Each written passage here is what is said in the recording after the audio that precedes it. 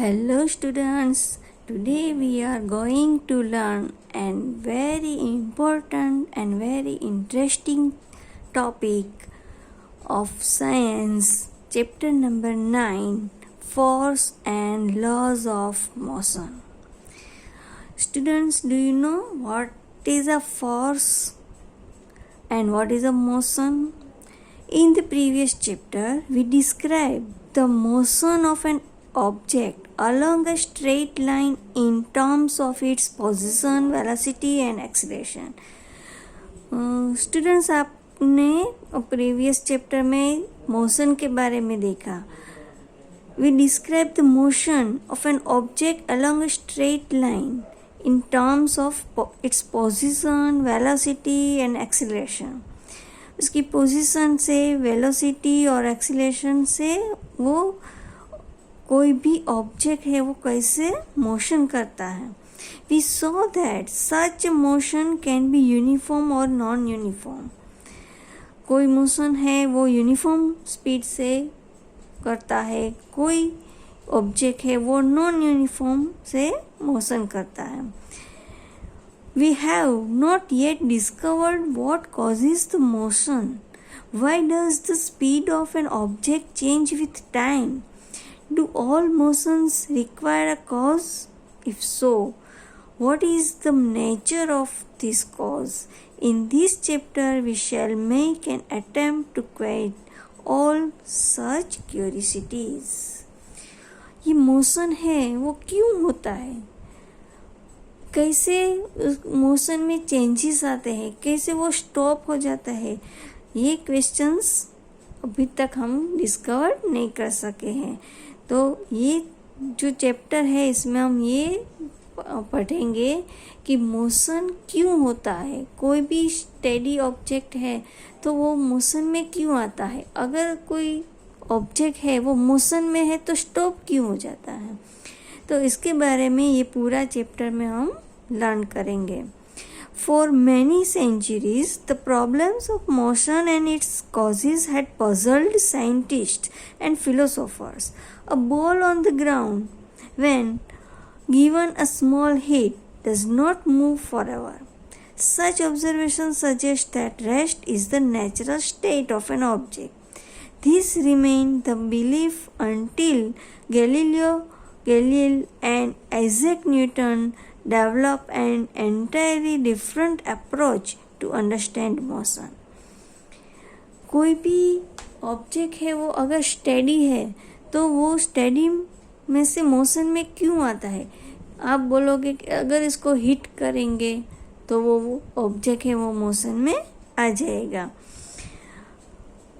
Doesn't move forever. Such observations suggest that rest is the natural state of an object. कोई भी object है वो state है, rest position में है तो वो इसको नेचुरल स्टेट माना जाता था.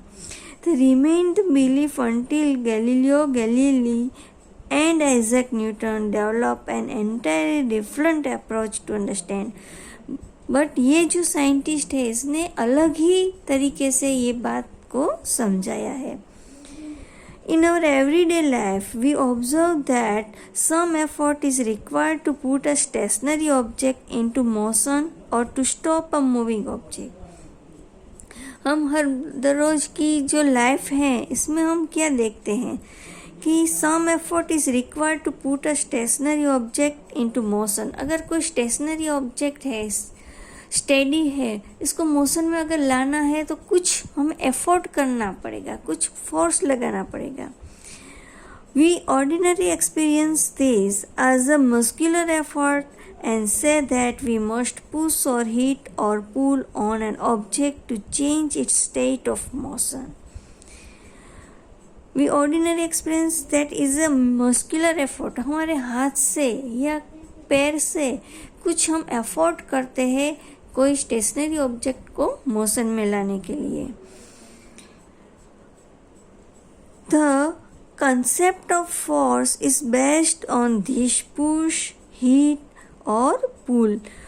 जो ये फोर्स का कंसेप्ट है वो इसी में ही छुपा हुआ है कि हम कुछ एफर्ट करते हैं तो ये एफर्ट का नाम ही फोर्स है.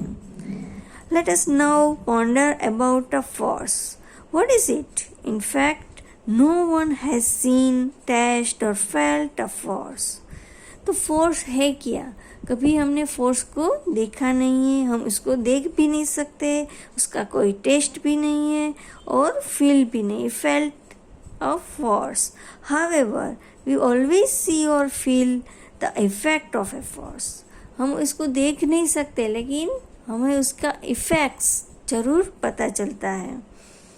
It can only be explained bye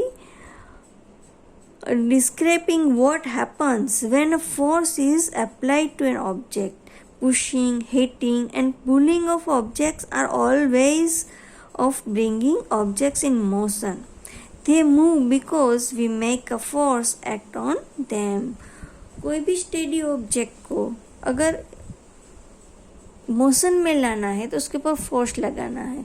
अगर कोई ऑब्जेक्ट को का शेप चेंज करना है तो भी उसके ऊपर हमें फोर्स लगाना है. कोई मोशन में है ऑब्जेक्ट, उसको हम अगर स्टॉप करना है तो भी हमें फोर्स लगाना पड़ेगा. From your studies in earlier classes, you are also familiar with the fact that a force can be used to change the magnitude of velocity of an object. That is, to make the object move faster or slower, or to change the direction of motion. We also know that a force can change the shape and size of object. ये जो सारी चीज़ें हैं वो आप 8th standard में पढ़ चुके हैं कि अगर कोई भी ऑब्जेक्ट का शेप चेंज करना है, उसकी डायरेक्शन चेंज करनी है या तो मोशन में उसकी वेलोसिटी है वो चेंज करनी है तो उसके ऊपर फोर्स लगाना ज़रूरी है. नेक्स्ट वीडियो में हम देखेंगे balanced and unbalanced force. Force का 2 टाइप्स है वो हम डिटेल में लर्न करेंगे.